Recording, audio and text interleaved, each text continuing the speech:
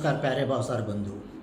पिछले कुछ दिनों से सोशल मीडिया पर जो चल रहा है उससे मेरा मन पूरा दर्द से भरा हुआ है।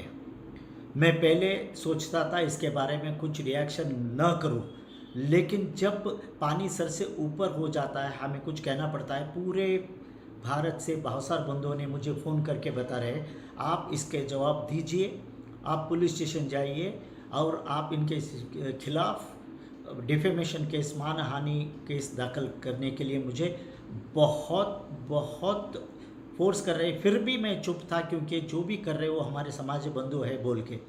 लेकिन क्या हो रहा है आपको बताता हूँ। आप सब जानते हैं पिछले 1 साल से महासभा का कुछ केसेस हाई कोर्ट में चल रही है। जय मरहूम दिवंगत श्री महादेवराव पतंगे जी के निधन के बाद charity commissioner, assistant charity commissioner Mumbai ने मुझे राष्ट्र के AIBKM राष्ट्रीय अध्यक्ष एक्टिंग प्रेसिडेंट बोल के नियुक्त किया।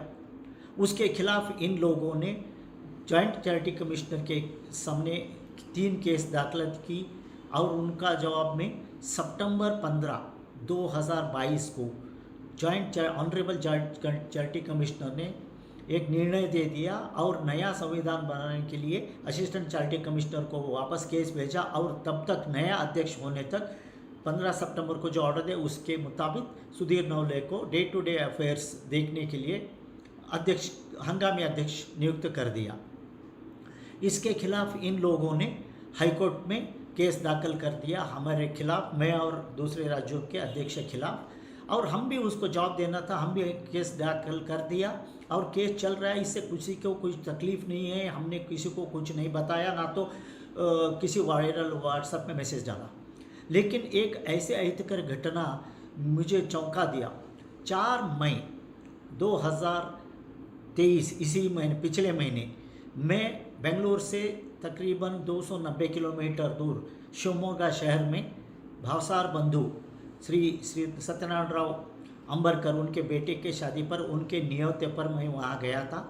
शादी सुबह 10:30 11 बजे तक शादी हुई। उसके बाद मैं वहाँ 12 सवा 12 बजे तक रहा और वहाँ से जैसे मैं निकल रहा था वापस आते वक्त दोपहर के वक्त 1 किलोमीटर भी नहीं आया था, रास्ते के बीच में श्रीनिवास राव पिसे, रमेश तापसे मेरे गाड़ी को रास्ते में रोक दिया और मुझे बाहर बुला के मुझे सोचने का मौका न देते हुए अश्लील अवाच्य शब्दों से मुझ पर हमला की, शब्दों से हमला किया और मुझे गालियां देने लगी बिना कोई कारण।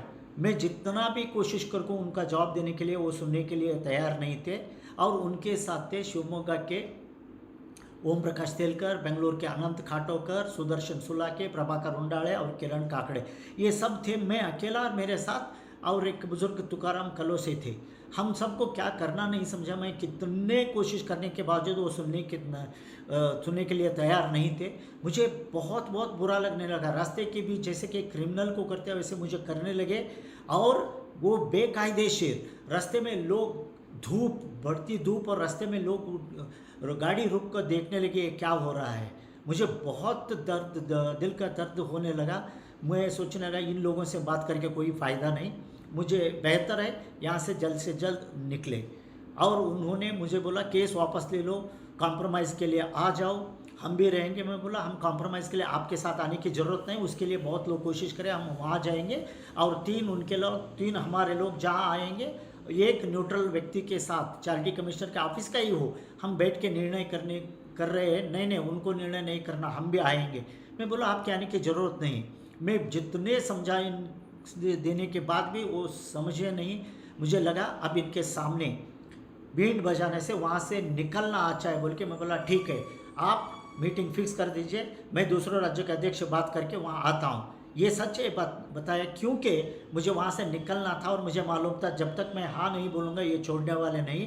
और मुझे वहाँ से निकलने के लिए मैंने वैसे हाँ किया और वहाँ से निकल कर आप एक बात बताना चाहता हूँ। जैसे मेरी उनसे बात शुरू हो गई, उन्होंने पूरी वारदात को रिकॉर्ड करना शुरू किया वीडियो में, सुदर्शन सोलाके ने। पूरा 16 से 18 मिनट तक तकरीबन वो रिकॉर्डिंग हो गया है और उन्होंने रिकॉर्डिंग अपने पास रखा। मैं उनको हाँ बोल के वहाँ से निकला और जैसे मैं दूर आया, मैं तमिलनाडु अध्यक्ष से बात की, उनको बोला क्या कुछ हो गया है। वो बहुत गुस्से में बोले तुरंत आप शिवमोगा समाज पुलिस स्टेशन जाके उनके खिलाफ केस दाखिल कर दीजिए। लेकिन मैंने नहीं किया। मैं सोचा समाज के विषय समाज में ही सुलझाना चाहिए, उसको पुलिस स्टेशन नहीं जाना है, इसके लिए मैं पुलिस स्टेशन नहीं गया और किसी को ये बात बताया भी नहीं। मैं वापस आ गया।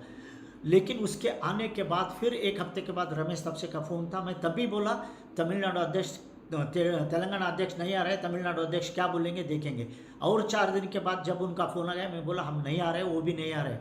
वो बोले हम राजू जोड़कर को बुलाया, टिकारे को बुलाया और अनिल देवड़े को बोला आपको आना ही है। मैं बोला आप मुझे दबाव नहीं डाल सकते और रास्ते में कॉम्प्रोमाइज़ के लिए बुलाने का तरीका ही नहीं, रास्ते में खड़े करके ज़बरदस्ती करना, इसलिए मैं नहीं आ रहा हूँ। और उसके बाद उन्होंने व्हाट्सएप में इतनी गंदी गंदी भाषा में मुझे डराने लगे, मुझ पर दबाव डालने लगे। बोले अगर तुम नहीं आए, तुमने हाँ बोला, तुम नहीं आए तो हम तुम्हारे घर के सामने बाजा बजंत्र के साथ आके हम हंगामा कर देंगे। और 1.5 या 2 मिनट का वीडियो पूरा एडिट करके, 17-18 मिनट का वीडियो एडिट करके सिर्फ अपने अनुकूल जो आपको उनको ठीक है वो उतना ही एडिट करके उसको बोला जहाँ मैं मीटिंग के लिए हाँ बनाऊँ। मैं उनसे निवेदन करूँगा पूरा वीडियो डाल दीजिए, लोगों को मालूम हो जाना चाहिए आपका भाषा क्या है, आपकी सभ्यता क्या है, लोग क्या कहेंगे हम देखेंगे, मुझे भी मिल जाएगा वकील को देने के लिए कुछ प्रूफ। ऐसा करने के बाद उन्होंने मुझ पर बहुत दबाव डाला, गंदी गंदी भाषा में मैसेज डाल के।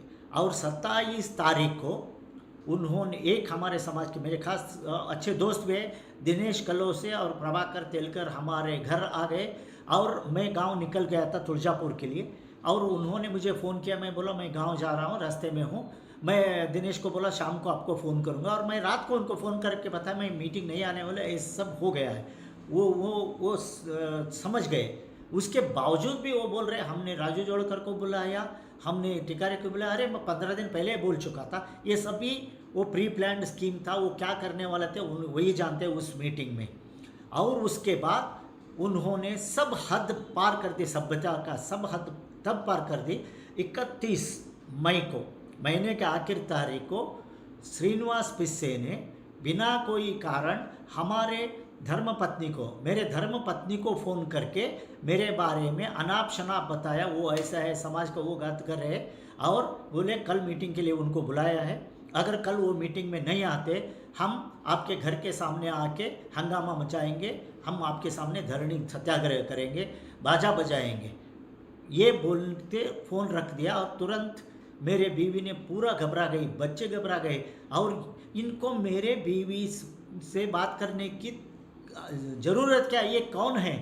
मेरी बीवी या फैमिली महासभा के किसी विषय में नहीं आते, दखल अंदाजी नहीं करते।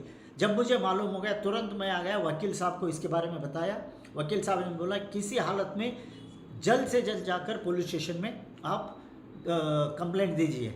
उनके मुताबिक हम और मेरे धर्मपत्नी Magadi road police station, jurisdiction police station वही है, वहाँ जाके एक उनके खिलाफ हमने एक कंप्लेंट तो उन्होंने दायर कर दी और उसके एक्नॉलेजमेंट लेके आ गए और उनसे मांगा हमें सुरक्षितता चाहिए इन लोगों से। पुलिस ने उनको बुला के उनको चेतावनी दी, ऐसा कुछ भी काम गैर कानूनी काम आप नहीं कर सकते। नहीं आए, 1 तारीख को मीटिंग हुआ वो बोलते हैं और वो कोई नहीं आया। इसमें काम हम समझे हो गया। लेकिन दर्द तब होने लगा 1 हफ्ते पहले जब मैं टूर पर था, एक बहुत असभ्य लो लेवल टेस्ट वाले व्हाट्सएप वायरल करके उसमें सभी इल्ज़ाम लगा के बोलते आपका सभी अवार्ड्स हम वापस लेने वाले हैं, हम आपको वो करने वाले हैं। और लोगों से निवेदन किया है आप सुधीर नवले को किसी समाज के या अपने फंक्शन में नहीं बुलाना है, सुख के हो दुख के विचार में उसको नहीं बुलाना है, उसको बहिष्कार करना है। अरे भाई साहब, क्या महाराजा का ज़माना है या पंचायत राज है? आप लोग बोल दिया लोग नहीं बुलाएंगे, ये क्या चल रहा है? समाज के लोगों ने मुझे फ़ोन किया, कम से कम 18 से 20 लोग मुझे फ़ोन करके बताए साहब हम आपके सत्य आपको हम कार्यक्रम में बताए, ये कौन होते हैं हमें रोकने वाले, हम ज़रूर आपको बुलाएंगे, आपको आना है, कृपा करके आप इसके बारे में विवरण व्हाट्सएप में दीजिए। ये सभी का निवेदन था, इसलिए मैंने आपको ये जो भी सच्चाई है, मैं कसम कहता हूँ माता जी की कसम, ये सब सच्चाई, इसके सिवा और कुछ नहीं। अब मैं आपसे निवेदन करूँगा, आप सब अच्छे सोच विचार वाले भावसार के लोग इसके बारे में खुद सोचिए, क्या ये समाज के संस्कृति है, भावसार के संस्कृति है, ये विचारधारी आपके है। धन्यवाद। जय हिंगलाज, जय हिंद। शिव सत्य सनातन शिवं शिव